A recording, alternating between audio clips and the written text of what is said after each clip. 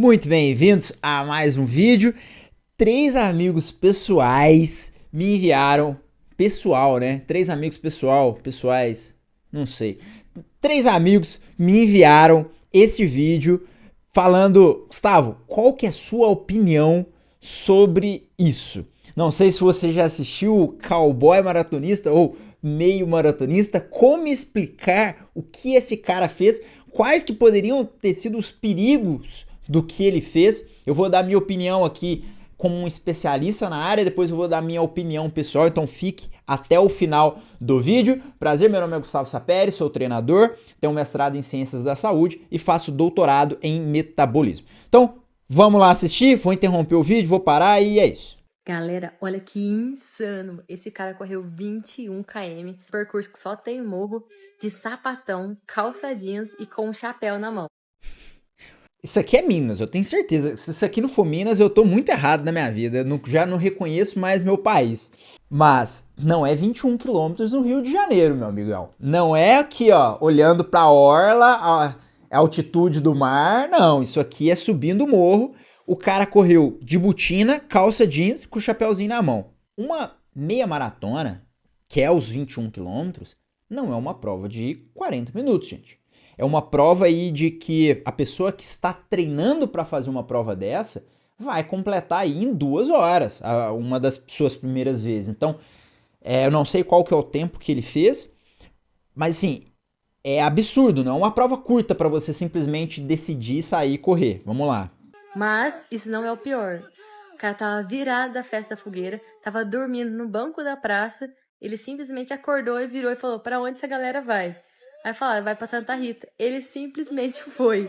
Ele nunca tinha corrido, correu 21 km sem dormir, de ressaca. O cara tava ainda virado ali à noite e concluiu a prova.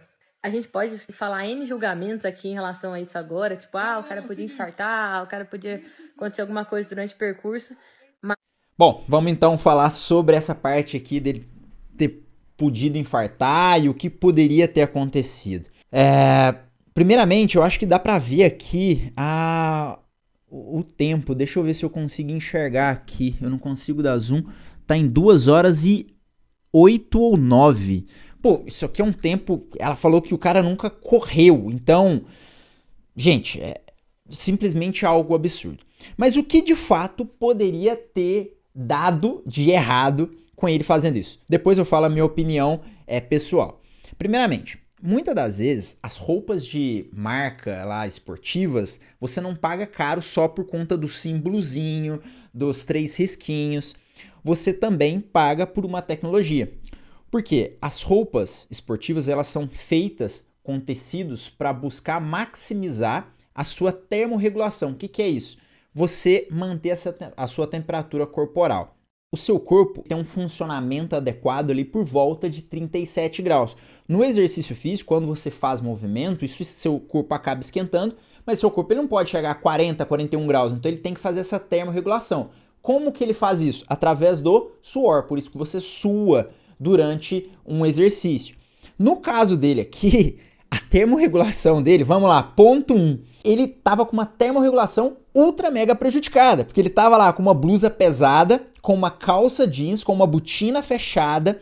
Então, tudo isso iria dificultar o corpo dele a manter uma temperatura ideal. Então, a dificuldade já estaria absurdo. O segundo ponto é que ela falou que ele estava virado. Ele simplesmente acordou, estava no banco da praça, Bruno e Marrone. Ele estava no banco da praça, simplesmente acordou, decidiu ir correr e foi correr.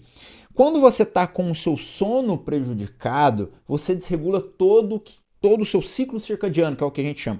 E, no final das contas, sua frequência cardíaca, possivelmente a dele, estava mais alta pela falta de sono. Ele já estaria começando a corrida com uma frequência cardíaca mais alta do que a normal, fazendo com que o corpo trabalhasse mais e suasse mais. Só que se suava mais com a roupa, suava cada vez. Então era um ciclo. Terceiro ponto, ele tinha bebido.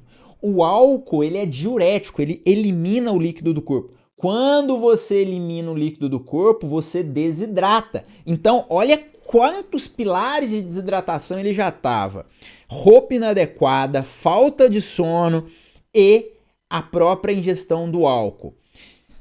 Outro ponto muito importante é a alimentação. Quando você está virado bebendo, a sua alimentação ela não fica adequada, como eu mencionei. E eu não imagino que ele estava com um pedacinho de cana ali no bolso e foi chupando a cana.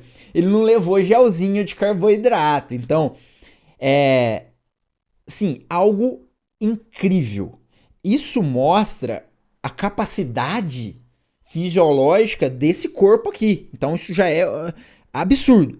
E quais poderiam ser as consequências de tudo isso que eu falei? Ela falou ali de ter um infarto. Sim, você poderia ter uma parada cardíaca ali, porque o principal fator disso tudo seria a desidratação, gente.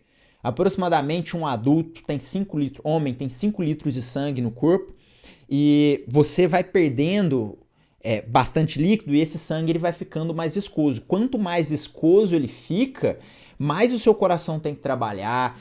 Na parte de glicemia, como eu falei, como ele possivelmente também não estava com uma alimentação adequada, ele poderia ficar tonto, ter convulsão, cair, bater a cabeça. Então sim, tinha diversos possíveis problemas para se acontecer. Mas essa corrida pode sim mudar a vida desse rapaz. E o Marcos Fernandes, foi convidado, vai receber um tênis, short, camiseta e vai começar para que ele possa começar a mudar o hábito de vida dele, beleza?